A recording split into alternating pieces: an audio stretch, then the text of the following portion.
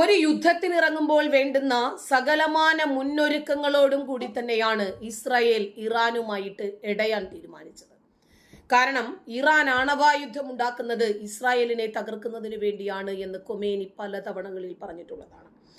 ഇപ്പോൾ ഇസ്രായേൽ ഇറാനെ ആക്രമിച്ചതിന്റെ പരിണിത ഫലങ്ങളുടെ റിസൾട്ടുകളാണ് ഇപ്പോൾ പുറത്തു വന്നുകൊണ്ടിരിക്കുന്നത്. അതിലേറ്റവും പ്രധാനപ്പെട്ടത് ഖൊമേനി ചത്തെങ്കിലും ഖൊമേനിയുടെ മയ്യത്ത് ഇപ്പോഴും മറമാടിയിട്ടില്ല.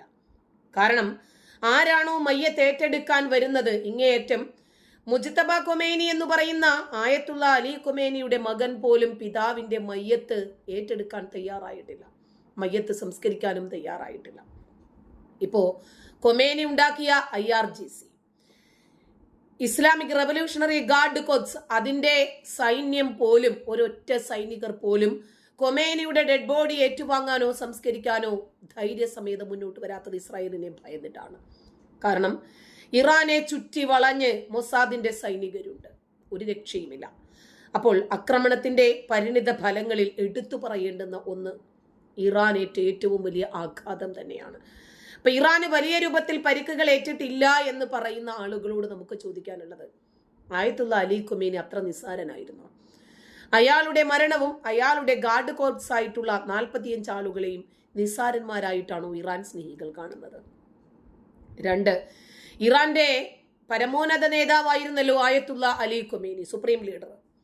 അയാളുടെ ഭാര്യയും മകളും മരുമകനും ചെറുകുട്ടിയും ഇവരൊക്കെ അത്രമാത്രം നിസ്സാരന്മാരാണോ? അവരുടെയൊക്കെ മരണങ്ങൾ ഗാർഡ് കോർപ്സിന്റെ സകലമാന ലീഡേഴ്സും ഏതാണ്ട് 45ഓളം ആളുകളെയാണ് വകവരുത്തിയിരിക്കുന്നത് ഇസ്രായേൽ. അപ്പോൾ ഇറാന് വലിയ രൂപത്തിൽ ആഘാതമേറ്റിട്ടില്ല എന്ന് പറയുമ്പോൾ ഖൊമേനിയുടെ മരണത്തെ ഇവർ എത്രമാത്രം നിസ്സാരവൽക്കരിക്കുന്നു. ഇപ്പോഴിതാ ഇസ്രായേലിന്റെ ആക്രമണം കടുപ്പിച്ച സാഹചര്യത്തിൽ ഇറാന്റെ ഇസ്ഫഹാൻ വിമാനത്താവളത്തിന് നേരെ ഇസ്രായേൽ നടത്തിയ ആക്രമണത്തിൽ 14 F4 വിമാനങ്ങൾ തകർത്തതായിട്ടാണ് റിപ്പോർട്ടുള്ളത്. ടെഹ്റാനിലെ മെഹ്റാബാദ് എന്ന് പറയുന്ന അന്താരാഷ്ട്ര വിമാനത്താവളത്തിലുള്ള 60 IRGC വിമാനങ്ങളും ഇസ്രായേൽ തകർത്തു എന്നാണ് ഇപ്പോൾ മാധ്യമങ്ങൾ പറയുന്നത്. അയൽ രാജ്യങ്ങളെ ആക്രമിക്കില്ല എന്ന് ഇറാന്റെ പ്രസിഡന്റ് മസൂദ് പെസഷ്കിയാൻ പറഞ്ഞെങ്കിലും ഇറാന്റെ നേതൃത്വത്തിനകത്ത് തന്നെ ഇതിനെ ചൊല്ലി വലിയ രൂപത്തിൽ ഭിന്നത നിലനിൽക്കുമ്പോൾ, പ്രത്യേകിച്ച് ഖൊമേനിയുടെ സൈന്യമായിട്ടുള്ള IRGC, Islamic revolutionary guard corps, Pezeshkian എന്ന് പറയുന്ന പ്രസിഡന്റിനെ തള്ളിയാണ് രംഗത്ത് വന്നിട്ടുള്ളത്. അതായത് ഇസ്ലാമിക രാഷ്ട്രങ്ങളോട്, അറബ് കൺട്രിയോട് ഇറാൻ മാപ്പ് പറഞ്ഞത്, പെസഷ്കിയാൻ മാപ്പ് പറഞ്ഞത്, ഞങ്ങൾ ആക്രമിക്കില്ല എന്ന് പറഞ്ഞത് IRGCക്ക് പിടിച്ചിട്ടില്ല എന്ന്. അപ്പോൾ ഇറാൻ അകത്ത് തന്നെ വലിയ രൂപത്തിൽ പോര് കനക്കുവാണ്. ഇസ്രായേലും അമേരിക്കയും സംയുക്തമായി നടത്തിയ ആക്രമണത്തിൽ ഇറാന്റെ പരമോന്നത നേതാവ് ആയത്തുള്ള അലി ഖൊമേനി കൊല്ലപ്പെട്ടു. ഇതിന് തിരിച്ചടിയായി ഗൾഫ് രാജ്യങ്ങളിലെ US വ്യോമത്താവളങ്ങളാണ് ഇറാൻ ലക്ഷ്യം വെച്ചത്. ഇറാന്റെ ആണവ ശേഖരം പിടിച്ചെടുക്കുന്നതിന് വേണ്ടിയാണ് അമേരിക്കയെയും ഇസ്രയേലും ഇപ്പോൾ സംയുക്തമായിട്ട് ലക്ഷ്യമിടുന്നത് എന്ന് പറയുന്നു. ഇതിനായി പ്രത്യേക സേനയെ അയക്കാൻ അവർ ആലോചിക്കുന്നുമുണ്ട്. ഇറാന്റെ സൈനിക ശേഷി പൂർണ്ണമായും തകർക്കുമെന്നും ആവശ്യമെങ്കിൽ കരസേനയെ ഇറക്കുമെന്നും US പ്രസിഡന്റ് ട്രംപ് മുന്നറിയിപ്പ് നൽകുന്നുണ്ട്.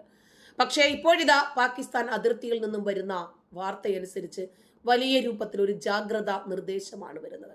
ഹൈ അലേർട്ടാണ് ഇപ്പോൾ നിലവിലുള്ളത്. 2026 മാർച്ച് മാസത്തിലെ റിപ്പോർട്ടുകൾ പ്രകാരം അതിർത്തി സുരക്ഷയുമായി ബന്ധപ്പെട്ട് പ്രധാനപ്പെട്ട ചില അലേർട്ടുകളാണ് അവിടെ നിന്നും വരുന്നത്. ഇപ്പൊ പാകിസ്ഥാൻ അഫ്ഗാനിസ്ഥാൻ സംഘർഷത്തിന്റെ പശ്ചാത്തലം കൂടി എടുക്കുകയാണെങ്കിൽ ഇറാനും ഇസ്രായേലും മാറ്റി നിർത്തി കഴിഞ്ഞാൽ ഇന്ത്യയിലേക്ക് ഭീകരർ നുഴഞ്ഞു കയറാൻ സാധ്യതയുണ്ട് എന്ന ഇന്റലിജൻസ് ഏജൻസികളുടെ മുന്നറിയിപ്പാണ് പുറത്തുള്ളത്.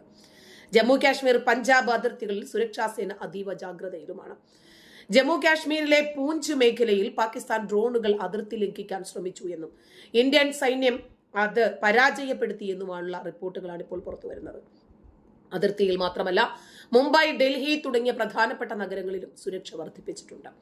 പാകിസ്ഥാൻ കേന്ദ്രീകരിച്ചുള്ള പ്രകോപനങ്ങൾക്ക് സാധ്യതയുണ്ട് എന്ന മുന്നറിയിപ്പിനെ തുടർന്നാണ് ഇത്തരം ജാഗ്രതാ നിർദ്ദേശങ്ങൾ വരുന്നത്. പാകിസ്ഥാൻ അതിർത്തിയിലെ ലോഞ്ച് പാഡുകൾ സജീവമായതായിട്ടുള്ള വിവരങ്ങളാണ് പുറത്തു വരുന്നത്. BSFും അതുപോലെ ഇന്ത്യൻ സൈന്യവും സംയുക്തമായിട്ടാണ് നിരീക്ഷണം ശക്തമാക്കിയിട്ട് ഡ്രോണുകൾ സ്ഥാപിച്ചിരിക്കുന്നത്.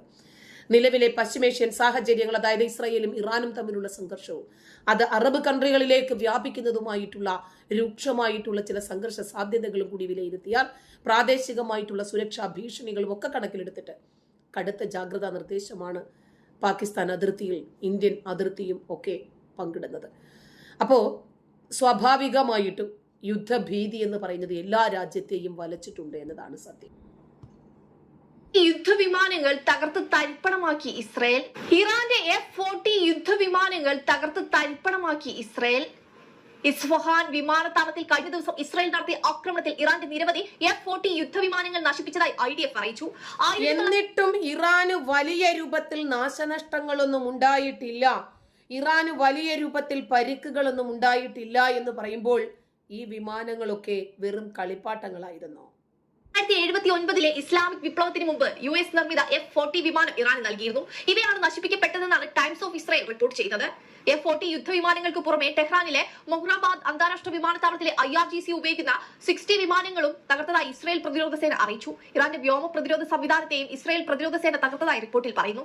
അതേസമയം ഇറാൻ അയൽ രാജ്യങ്ങളെ ആക്രമിക്കുന്നത് തുടരുകയാണ്. കഴിഞ്ഞ ദിവസം അയൽ രാജ്യങ്ങളെ ഇനി ആക്രമിക്കില്ലെന്ന് മാപ്പ് ചോദിക്കുന്നതായി ഇറാൻ പ്രസിഡന്റ് മസൂദ് പെസഷ്കിയാൻ പറഞ്ഞുവെങ്കിലും ഇതിനെ ചൊല്ലി ഇറാന്റെ നേതൃത്വത്തിനുള്ളിൽ തന്നെ ഭിന്നത ഉടലെടുത്തിരിക്കുകയാണെന്നാണ് വിവരം. ക്ഷമാപണം നടത്തിയുള്ള പ്രസിഡന്റിന്റെ പ്രസ്താവനയെ IRGCയുടെ മുൻ കമാൻഡർ രൂക്ഷമായ ഇത്രയും ഒക്കെ സംഭവിച്ചിട്ടും ഇറാൻ തളരുന്നില്ല എന്ന് പറഞ്ഞു വാർത്തകൾ ചെയ്യുന്നത് കേരളത്തിലെ മലയാളികളാണ്. പ്രത്യേകിച്ച് ഇറാൻ ഇതൊട്ട് അറിഞ്ഞിട്ടുമില്ല.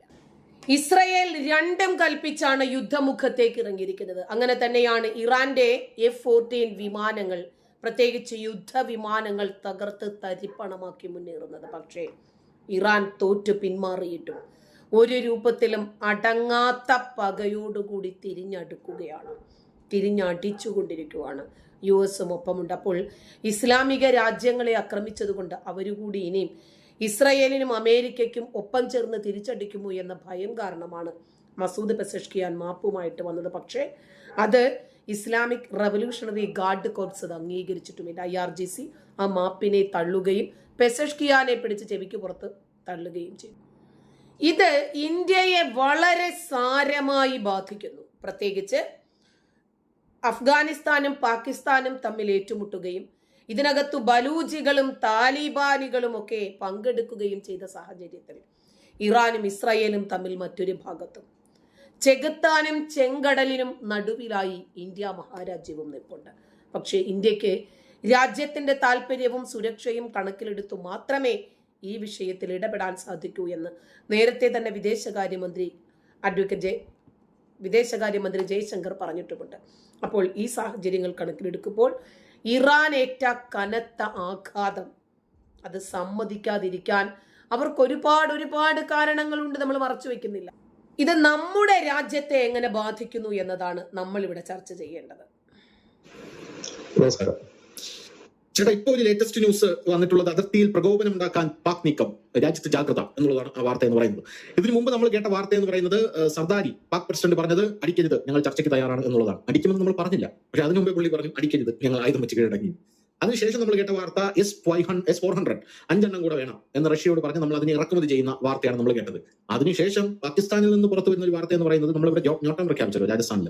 നോട്ടാം പ്രഖ്യാപിച്ചപ്പോൾ പാകിസ്ഥാൻകാർ പറഞ്ഞത് ജോധ്പൂരിൽ അഗ്നി 2 മിസൈൽ കൊണ്ട് ഇന്ത്യ വിന്യസിച്ചു എന്നാണ് പറഞ്ഞത്. അങ്ങനെ മൊത്തത്തിൽ ഇന്ത്യ യുദ്ധത്തിന് തയ്യാറെടുക്കുന്നു എന്നുള്ളതാണ് ഇവർ പറയുന്ന ഒരു കാര്യം. അതിനിടയിൽ ഇറാൻ യുദ്ധത്തിന്റെ പശ്ചാത്തലത്തിൽ നമ്മുടെ രാജ്യത്ത് യസ്മ പ്രഖ്യാപിച്ചിരിക്കുകയാണ് എന്നുള്ളൊരു റിപ്പോർട്ട് കൂടെ ഇപ്പോൾ പുറത്തു വരുന്നുണ്ട്. പിന്നെ പുട്ടിന് ബീര പോലെ നമ്മുടെ കരസേനാ മേധാവി എന്ന് പറയുന്നുണ്ട് അടുത്ത യുദ്ധം ആർട്ടിഫിഷ്യൽ ഇന്റലിജൻസ് വെച്ചായിരിക്കും നടത്താൻ പോകുന്നത് എന്നും അദ്ദേഹം പറയുന്നുണ്ട്. പിന്നെ സദേൺ കമാൻഡ് മേധാവി പറഞ്ഞിരിക്കുന്നത് അടുത്ത യുദ്ധത്തിൽ ഞങ്ങൾ കാണുന്നത് അനന്ത സാധ്യതകളാണ് എന്നുള്ളതാണ്. ഇവരൊക്കെ യുദ്ധം വിട്ടൊരു കളിയില്ല. യുദ്ധത്തിൽ എന്തായാലും യുദ്ധം ഉണ്ടാവും, ആ യുദ്ധത്തിൽ അനന്തമായിട്ടുള്ള സാധ്യതകൾ നിങ്ങൾ പ്രയോഗിച്ചു എന്നാണ് ഇവർ പറയുന്നത്. അപ്പോൾ ഇപ്പൊ സ്വാഭാവികമായിട്ട് കഴിഞ്ഞ ദിവസം പാകിസ്ഥാൻ സൗദിയുടെ കൂടെ പോയിരിക്കുന്നത് കണ്ടു. സൗദിയുടെ കൂടെ പോയിരുന്ന ഇറാനെ അല്ല, ഇതിനകത്ത് നമ്മൾ മനസ്സിലാക്കേണ്ടുന്ന വേറെ ഒരു ഘടകമുണ്ട്. സൗദിയെ ആരെങ്കിലും ആക്രമിച്ചാൽ അത് പാകിസ്ഥാനെ ആക്രമിക്കുന്നത് പോലെയും പാകിസ്ഥാനെ ആരെങ്കിലും ആക്രമിച്ചാൽ അത് സൗദി ആക്രമിക്കുന്നത് പോലെയും അങ്ങനെയാണല്ലോ ഇവർ തമ്മിലുണ്ടാക്കിയ ഒരു കരാറ്.